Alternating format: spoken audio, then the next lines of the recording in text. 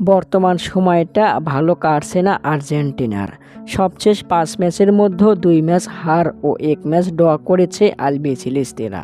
চলতি মাসে উরুগুয়ে ও ব্রাজিলের বিপক্ষে বিশ্বকাপ বাছাই পর্বের ম্যাচ দিয়েই মাঠে ফিরবে স্ক্যালোনির শিষ্যরা। তবে মাঠে নামার আগেই বড় দুঃসংবাদ পেয়েছে ভক্তরা। আর্জেন্টাইন সুপারস্টার লিওনেল মেসি পড়েছেন ইনজুরিতে, দল থেকে গেছেন ছিটকে।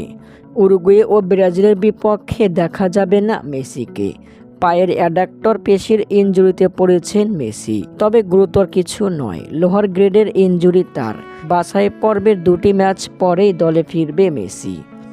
আগামী 22শে মার্চ উরুগুয়ের বিপক্ষে মন্টেভিডিওতে মাঠে নামছে আর্জেন্টিনা। ম্যাচটি শুরু হবে বাংলাদেশের সময় ভোর 5টা 30 মিনিটে। মেসিকে ছাড়াই উরুগুয়েকে হারাবে আর্জেন্টিনা, এমনটাই প্রত্যাশী হেড কোচ লিওনেল স্ক্যালোনি। এখন পর্যন্ত কনমেবল অঞ্চল থেকে পয়েন্ট টেবিলের শীর্ষস্থান ধরে রেখেছে আর্জেন্টিনা। উরুগুয়েকে হারাতে মারিয়ে আলবিসেলেস্তেরা।